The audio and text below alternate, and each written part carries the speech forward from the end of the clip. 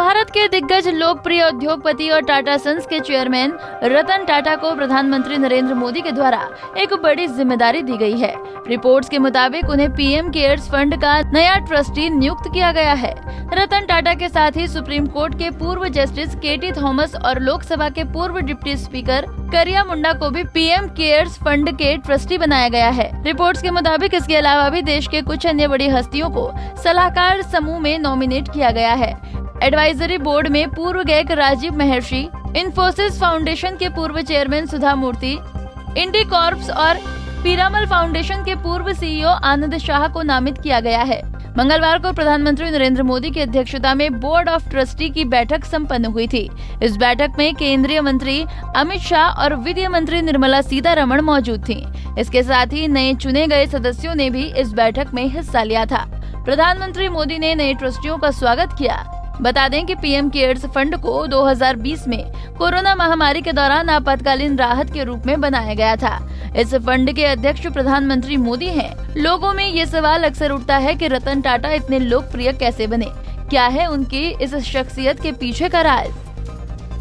रतन टाटा की शख्सियत देखें तो वो सिर्फ एक बिजनेसमैन ही नहीं, बल्कि एक सादगी से भरे नेक और दरिया दिल इंसान, लोगों के लिए आदर्श और प्रेरणा स्रोत हैं।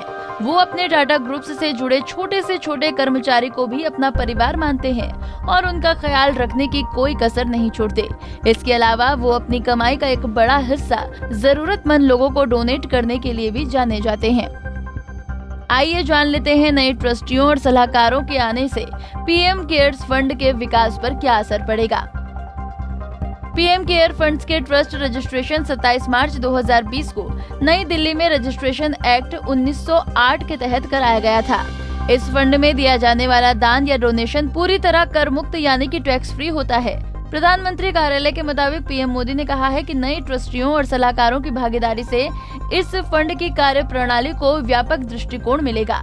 उन्होंने कहा कि सार्वजनिक जीवन में उनका व्यापक अनुभव इस कोष को विभिन्न सार्वजनिक आवश्यकताओं के प्रति अधिक उत्तरदायी बनाने में और अधिक उत्साह प्रदान करेगा।